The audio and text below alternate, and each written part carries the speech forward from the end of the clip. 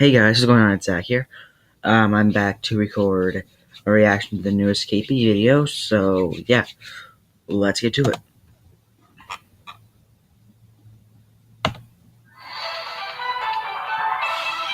That should be good.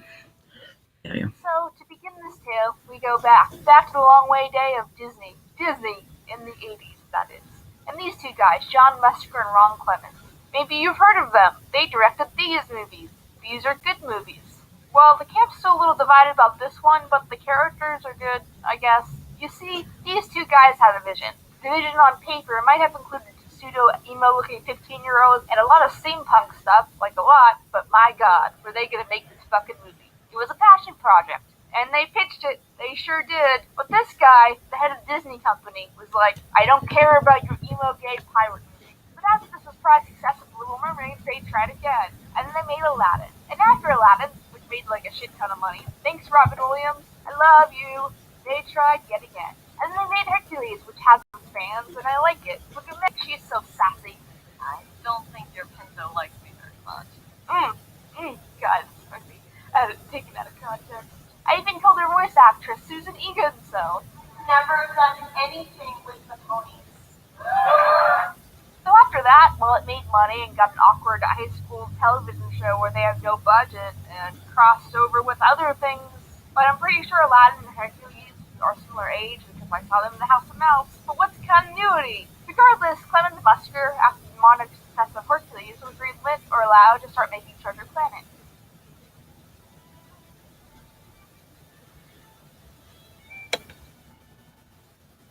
And before we dive in, the general consensus of this movie seems to be very divided. From what I've seen, you either love this movie with a burning passion, like I do, hence why I wanted to make this video, it's like that makes sense or something, or you're turned off by it, like some of the aesthetic. But Star Wars works, a movie about space fights and like pseudo-religion I haven't watched death, Treasure Planet in like 5 years, so so yeah, I know the suspension. yeah, I have no memory of the movie at when all. something works in film, it just does. But That's what the character looks like. questioning it with your brain. Most Don't because I've worry, watched Draw of Jasmine.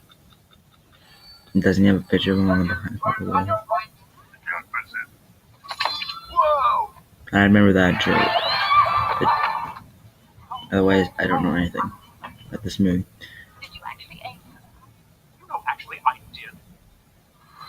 Regardless, I challenge you, if you're on the side of the coin of being a bunch of weird thematic elements and just weirdness, to keep an open mind about this video. Because if I'm doing my job right, you might walk away with something else. Well, for those who haven't seen the movie or need a refresher, the film is about young Jim Hawkins, a kid who's having a hard time fitting in with his age. While I'm sure everyone kind of felt like that at 15, there's added elements in here, like his overworked mother, Sarah. His father, named Leonard Hawkins, has long since left his family, and the family friend Delbert Doppler, as far as a male parental figure anyway, leaves something to be desired. Doppler is played by David Hyde Pierce. You guys remember him, right? Would you marry me, please? No, but close. Since that panhandler I gave money to was a genie granting all my wishes. There he is, Niles Crane. Hey, we can do one better. Maybe this will help. Miles, just remember to keep breathing. Trust me, this is not the end. Your life is not over. I didn't watch the whole series of Frasier because I was entertained by Vlad and Dr. Lee's brothers. Miles, I would shave my head. A gesture which becomes less significant with each passing year. What? Frasier is a cute show. So the film centers around Jim and Doppler going on an adventure with Long John Silver and Sue to find the lost treasure of Captain Flint. In the midst of this, Jim finds his father figure in Silver and grows up a little in the process, faced with some real responsibility and multiple occasions in the wrong time. You may have been your father, boy, but he wasn't your daddy. The film is based on Robert Louis Stevenson's Treasure Island, a similar present but lacking much of the deeper character development of Jim. Because in the original, Jim is about 10, his father has died, not run away, and the novel's tropes are played up more on the adventure elements. And a couple of the events have different orders. But, they can also breathe space, I guess. How can they do that? How come whenever we're in outer space, we don't gotta wear helmets? Good question, Chief. And that's where the similarities end. Treasure Planet is faithful to the book by adding similar story beats, but one of the reasons I like to think the movie offers deeper meaning and kind of challenges the characters more, which means that I think it's better, is that the film in question really fleshes out the characters from the original book. For example, Jim is just this kid who longs for adventure, and of course he wants to find some treasure. But the film's Jim has much more to gain in terms of character on the adventure, both proving his mother wrong and that he's not this James Dean, risk-taking, getting in trouble kind of kid, as well as gaining the sense of responsibility and a father figure in Silver.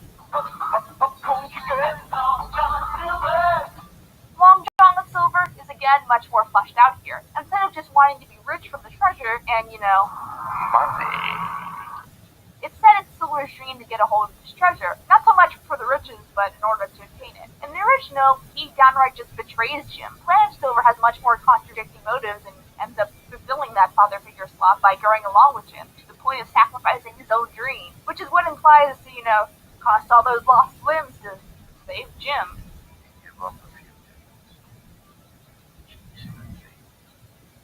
It's like he's a more compelling character or something.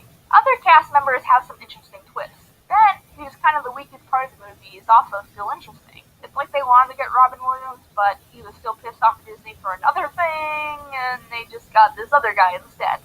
Share a misconception that Robin Williams did not reprise his role as the genie in the Aladdin sequels because of money or that it was beneath his popularity or something. And that's technically not true. It was over a contract dispute.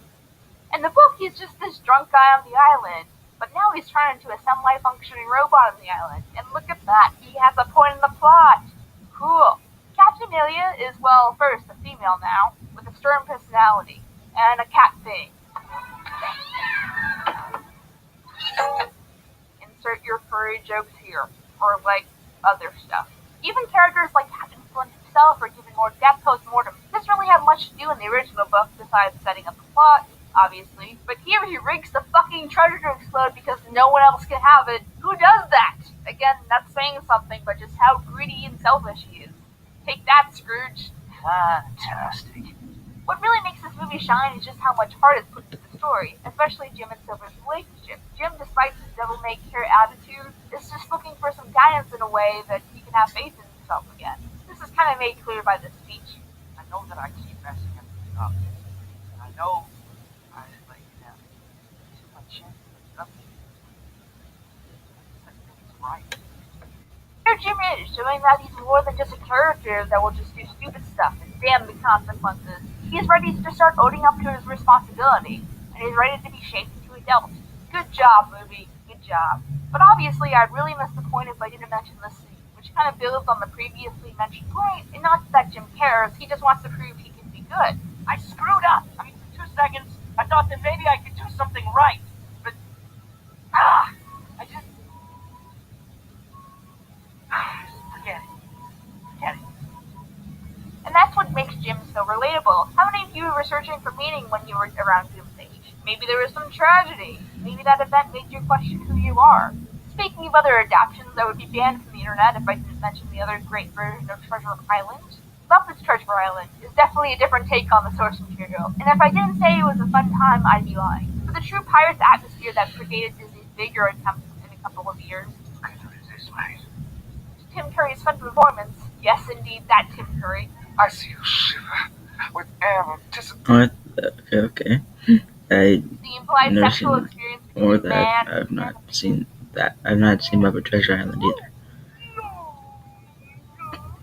Oh no, him too?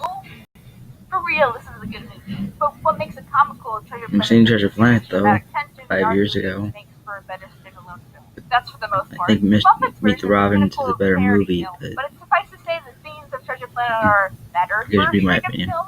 Please don't hate me. I'm sorry, Lindsay, I've sinned. And keeping all the above in mind, Treasure Planet naturally has some comparison of its time as well, and I would be remiss to talk about them. Atlantis, for example, which has similar problems of Disney ignoring it and all the passive-aggressive fan art about Kate technically being a Disney princess, but not in the official Disney line, and now fucking Pocahontas is there for some reason. And Mulan, who I love, but technically isn't a princess. Can we at least have Esmeralda there? Like, please, oh god. And I will go on record to say that Atlantis is a pretty good movie, and a really fun, good movie where the film tries to import all these cool characters and it themes to it, and holy crap, the animation is like the best. But arguably, I think Atlantis would be a better than live-action movie. And though I applaud Atlantis for its risks, it does suffer from it. Plus, the villain is kind of meh. His design is slow, I guess. Ultimately, it just lacks a bit of the depth that Treasure Planet has. This is just a film that wasn't produced by the right company. I know, they want to destroy the people and just take the artifacts so it's worth even more money. Oh, Frank, I am so sick of these guys. This blandly conceived and executed attempt at a juvie-style Indiana Jones with Jules Verne trappings recycles familiar adventure and cartoon devices with minimal wit and flair. This is one effort that lacks the fabled Disney magical touch. It is difficult to say whether its greatest failure is in its story, its characters, or its animation.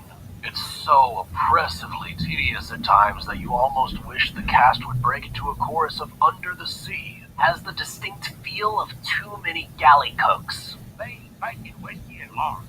Breathtaking animation in service of a story that doesn't hold enough water to drown a rat, much less a civilization. The mystery and allure of the lost land and its people is missing in this surprisingly flat, trite, and less than compelling picture.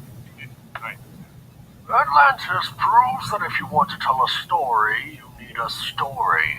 Feels like an uninspired rehash of Rider Haggard, Jules Verne, Raiders of the Lost Ark, and a dozen Star Trek episodes. This movie has plot holes that you can run a battleship through, and there are loads of them.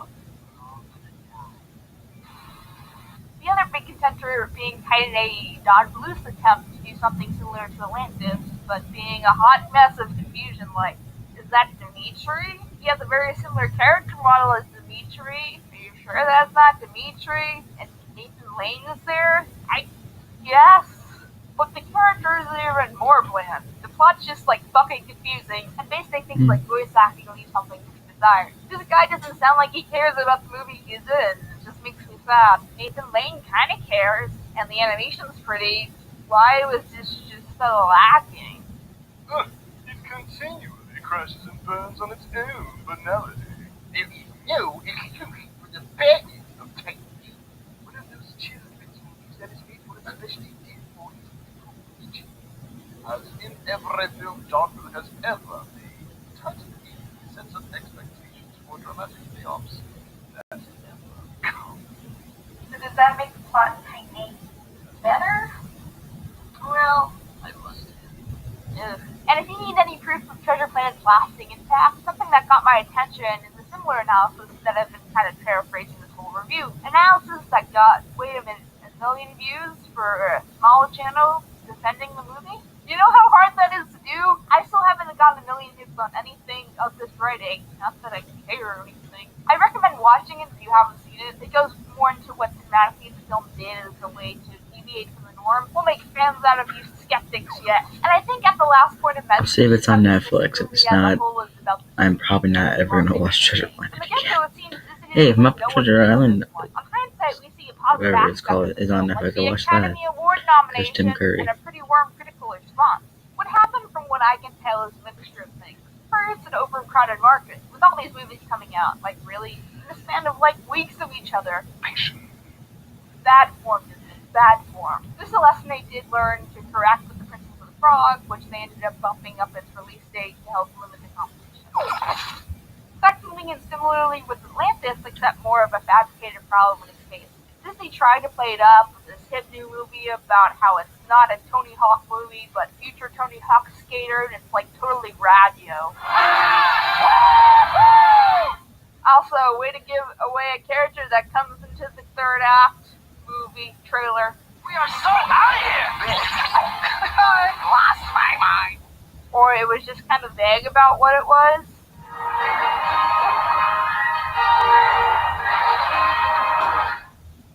I guess is the word. Because of this, Disney has tried its best to bury this film under the rug. And that's what's frustrating. For all the praise it gives to its more financially successful films, Treasure Planet is the one you're gonna boycott? Really? Case in point. Seriously, this drive got a Kingdom Hearts spot, but they canceled Treasure Planet mid-development. Ugh! I like to sometimes compare this film 1996 with Hunchback of Notre Dame. Both films that are hopefully on the rise of getting noticed by Disney as, like, good or something. For example, Hunchback did make appearance in Kingdom Hearts that one time, and even got a Broadway play that Disney ultimately backed out of favor of their Frozen musical. I'm responsible for. Score that makes church music seem sunny and cheerful by comparison. Like multiple people. Honestly, I think All Hunchback Moon is one of those trendy live-action remakes that people remember that the music in the movie is amazing, but that's for another rant later. Treasure Planet, on the other hand, isn't so fortunate. Again, Kingdom Hearts wanted to adapt Treasure Planet as well, and this move kind of makes more sense anyway than Hunchback, or this, which is an action game. I'm not complaining, but they even adapted the level for it, allegedly. It was never actually developed because reasons, I guess. Also, the PS2 game was awesome. We don't really talk about the PS1 game. It's technically the same game, but those PS1 graphics. But we all have to start somewhere. Derp. This reminds me of another story. A story long ago, longer For now. now, it seems, in a place that perhaps you've seen in your dreams. And a theater, most likely. 1993's The Nightmare Before Christmas gave Disney a similar feeling on its release. While still making its budget back, it was aesthetics. But there was a response, a very vocal fan response over the years. And old Uncle Disney started to notice. And now look at Nightmare. You can't even go in your local Hot Topic without finding Nightmare stuff. Heck, look at Disneyland, where they decorate the Except Haunted Mansion I don't up have a every local year to be Nightmare themed. Hot Topic. Disney sure ain't ashamed of it There anymore. literally is Where not they're one hired near me. I converting don't want to again drive an make hour similar just to themed ones. And also Warner go get Brothers. some Five Nights at Freddy's With all of stuff. Nightmare's post-release success and all other titles as well, it seems like Disney just won't give the I'll movie just a go to chance to GameStop. by a new audience. And with other films' history of leaving similar marks, I'm skeptical to think why. Like, really. So why is Treasure Planet different from every other odd movie that came out in the early 2000s era? And in the end, despite the steampunk-like cover, this is a story of a boy who's trying to figure out how he fits into the world and wanting to be worth someone's time. It's still his genuine faith in Jim that makes him challenge himself to do great things. The story is about acceptance, faith, friendship, and love, kinda. As the great Mark Hamill once said, it's worth more than the side mention at theme parks. It's worth more than having its score used for stuff like this. Who are you? We'll discover their island. Magic Fox got the rights to use this. That's what passion projects are all about. From developing a rule to just how future versus Victorian-era technology called the 70-30 rule works, to doing a chunk of computer animation on top of traditional frame-by-frame animation. Holy crap, it still looks flawless when in 2017 animation companies are still struggling with adding 3D elements in 2D films. I think these guys deserve to be reminded about just how much some of us, well me, care about this film. To let people know it's still worth caring about. This was their dream to make this movie for at least 20 years. And isn't that what Disney's all about? Following your dreams? It seems like the people who, the ones who can automatically look past the cover of something and appreciate it for what it is, really love this movie. Really love this movie. There's just such a passion for it. And for Disney just to ignore or throw it aside just really disheartens many. And that's why all this matters, really. I'm not saying a Disney movie is the end-all be-all, but think of it this way. Humans are inspired and compelled by good characters and stories. Whether you believe biblical elements or not, these are people that inspire us to be good on our deepest levels, despite their faults. So hopefully I helped shed some light on this film, for those who are either skeptical or die-hard fans. It might just be worth the trip on the end of the year night, and remind Disney that indeed, this film is